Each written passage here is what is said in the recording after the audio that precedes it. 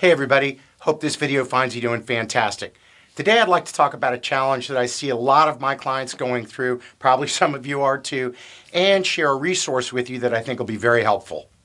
The challenge is that in many organizations today, there are 4 generations working under the same roof, and in just a handful of years, it'll probably be 5 generations.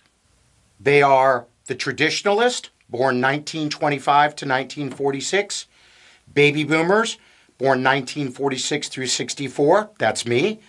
Generation X, born 1961 through 1981. And the now famous millennials, born 1982 to 1997. The 5th generation, which is now entering into the workforce, is Generation Z, kids born after 1998.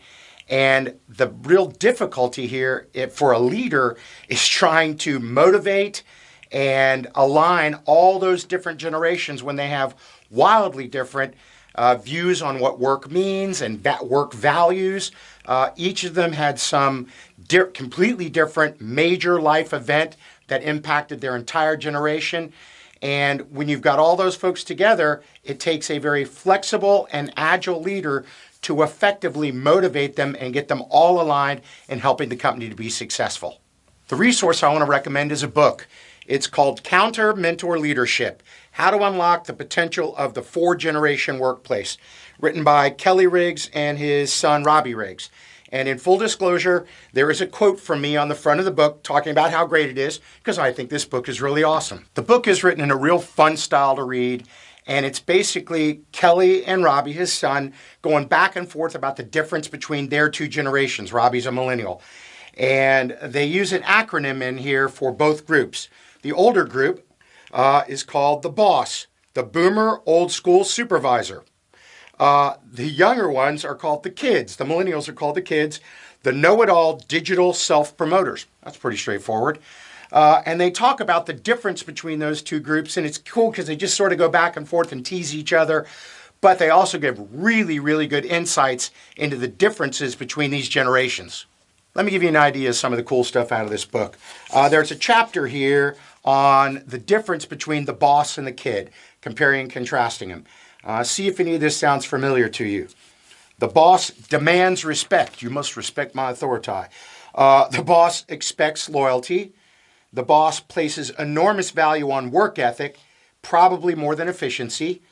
Just come in early and stay late and work your ass off. That's how it works. The boss prefers a real conversation, not a text message. The boss typically values the way we've always done it. The boss craves the comfort of the hierarchical organization chart. And the boss covets the gold watch and the retirement pension. And as a boomer, a lot of this rings true with me, not all of it, which brings me to an important point, is that we often tend to overgeneralize, and paint an entire generation with a broad brush. And there are a lot of things that this explains with boomers, but there's a lot of things that this doesn't, and with millennials. I mean, everybody, complains about millennials being lazy and having an entitlement attitude and needing praise every 15 seconds. It's actually only 30. And they're not all like that. They're also very technologically savvy. They're bright. They're well-educated.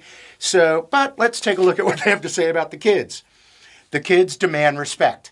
And I have seen this very clearly in the organizations I work with, where the young folks coming in, millennials, basically say, you must treat me with respect, boss, and you must prove to me that you're competent before I decide to follow you. Big switch from when I started in the work world. The kids need to know why. Doesn't that drive you crazy? The kids want collaboration and coaching, not demands and direction. And in my research and working with top employees, young employees of companies around the world, what they tell me is they want a leader who is a partner, a peer, a team member, who rolls up their sleeves, gets in there shoulder to shoulder, works with them. It's not command and control, do as I say, not as I do. It's let's do this together. So we're seeing that right here. The kids value autonomy through flexibility and options. Actually, they like working on teams. They just don't want to be told where they have to work and when they have to work with their team.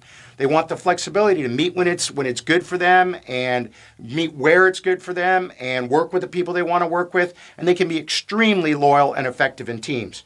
The kids will just text or snap you. Man, I'm working with several college students right now, and if you pick up the phone and call them, they get offended. You've interrupted their day. They would much prefer that you sent them a text, and they will send you one back at their convenience. The kids crave new and different. I think this is fantastic. This is curiosity. Always wanting to learn and learn new things.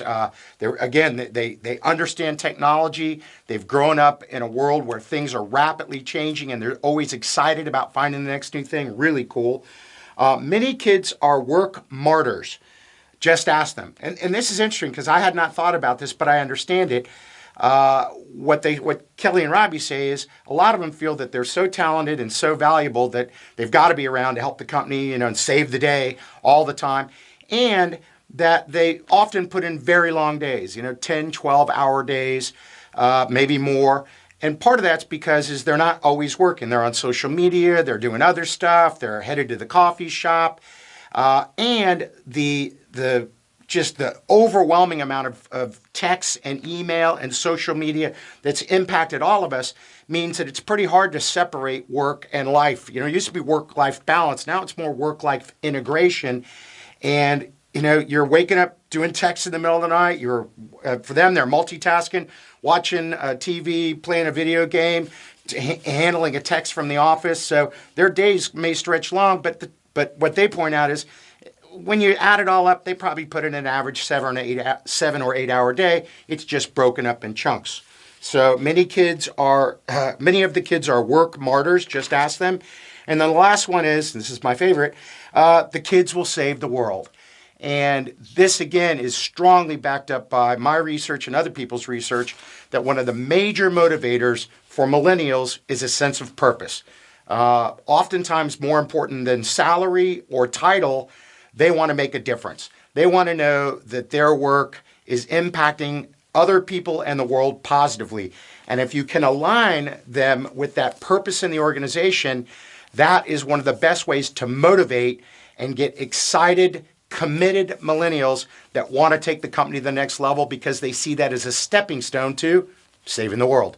So the whole book is based on the idea of being a counter mentor. And counter is actually a framework that they've come up with about how to do this. So here it is. Counter: communicate desired outcomes, own the relationship, understand the different perspectives, negotiate the obstacles, teach essential skills, execute in the real world, review results. I think this has just nailed it, spot on. These are great ideas. And what they do throughout the rest of the book is chapter by chapter, they go over each one and they give you tools and ideas and examples and action steps to implement those things to be a better leader of the 4 generations.